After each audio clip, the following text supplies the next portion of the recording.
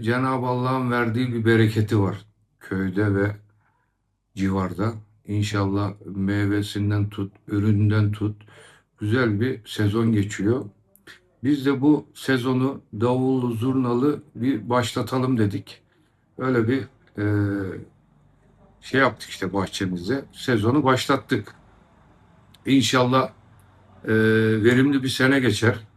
Güzel, mahsul çok güzel. İnsanların tepkisi güzel oldu. Muhtar dediler davul zurna getirdin bahçene. Biz de öyle bir güzel bir şekil, değişik bir şey olsun dedik. Bu sene başlattık böyle. İnşallah seneye daha değişik başlayacağız.